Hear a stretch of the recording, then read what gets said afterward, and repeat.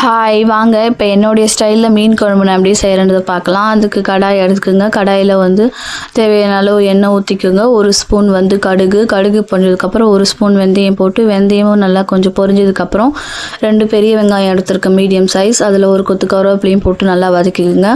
நீங்கள் சின்ன வெங்காயம் இருந்ததுன்னா சின்ன வெங்காயமாக சேர்த்துக்குங்க, ரொம்ப நல்லாயிருக்கும் மீன் குழம்புக்கு. ஸோ அதுக்கப்புறம் வந்து ஒரு லெமன் சைஸ், நல்லா பெரிய லெமன் சைஸ்க்கு புளி எடுத்துக்கிறேன். மீன் குழம்புக்கு கொஞ்சம் புளி வந்து கூடுதலாக தான் சேர்க்கணும். ஸோ புளி எடுத்து அதை வாஷ் பண்ணி கழுவி தண்ணி ஊற்றி ஊற வச்சுருக்கேன். அப்புறம் மீடியம் சைஸ் 2 தக்காளி வந்து நான் சேர்த்துருக்கேன். இது தக்காளி வதங்கிறதுக்கு ஒரு ஸ்பூன் உப்பும் ஒரு 1/4 ஸ்பூன் வந்து மஞ்சத்தூளும் சேர்த்து இதை நல்லா மிக்ஸ் பண்ணி விட்டுக்கலாம். அப்படியே நான் வந்து இதில் குழம்பு மிளகாய்த்தூளும் ஒரு ஸ்பூன் சேர்த்துக்கிறேன். இது வந்து குழம்புடைய திக்னஸ்க்காக நான் சேர்க்குறேன். இது சிம்மில் வச்சுடுங்க மிளகாய்த்தூள் போட்டுட்டு. அதுக்கப்புறம் புளி ஊற வச்சுருக்கோங்க இல்லையா, அந்த புளியை வந்து வடிகட்டி எடுத்துக்கோங்க. அந்த திப்பியெல்லாம் எடுத்துகிட்டு அதுலேயுமே 2 ஸ்பூன் வந்து குழம்பு மிளகாய்த்தூள் சேர்த்துக்கோங்க. இந்த மாதிரி நீங்கள் பண்ணுறது இப்போது மிளகாய்த்தூள் இதில் சேர்க்கறதுனால கொஞ்சம் குழம்புக்கு வந்து திக்னஸ் கிடைக்கும். ஸோ அதனால தான் இதிலே நான் மிக்ஸ் பண்ணிக்கிறேன். இப்போ இதெல்லாத்தையும் சேர்த்து இதில் ஊற்றிக்கலாம். உப்பும் வந்து ஆல்ரெடி ஒரு ஸ்பூன் போட்டிருக்கோம். இப்போ குழம்புக்கு தேவையான உப்புமே வந்து சேர்த்துக்கலாம்.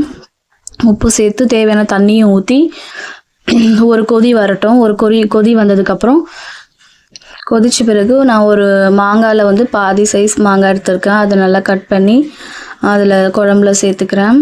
அதுக்கப்புறம் வந்து நான் மீனுமே நல்லா வாஷ் பண்ணி கழுவி எடுத்து வச்சுருக்கேன். நான் வந்து பாறை மீன் எடுத்திருக்கேன். நான் பாறை மீன் வந்து உள்ளே சேர்த்துக்கிறேன். நீங்கள் என்ன மீன் போடுறீங்களோ நீங்கள் அதை யூஸ் பண்ணிக்கோங்க.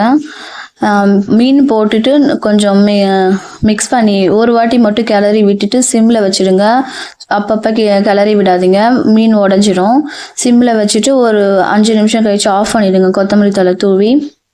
அவ்வளோதான். என்னுடைய ஸ்டைல் வந்து மீன் குழம்பு இப்படி தான், ரொம்பவே சிம்பிளாக டேஸ்ட்டாக இருக்கும். நீங்களும் இதை வீட்டில் வந்து ட்ரை பண்ணி பாருங்கள். இந்த வீடியோ உங்களுக்கு பிடிச்சிருந்துச்சுன்னா ஒரு லைக் ஒன்று போட்டு என்னுடைய சேனலுக்கு சப்ஸ்கிரைப் பண்ணிவிடுங்க. அவ்வளோதான். ஓகே, பாய்.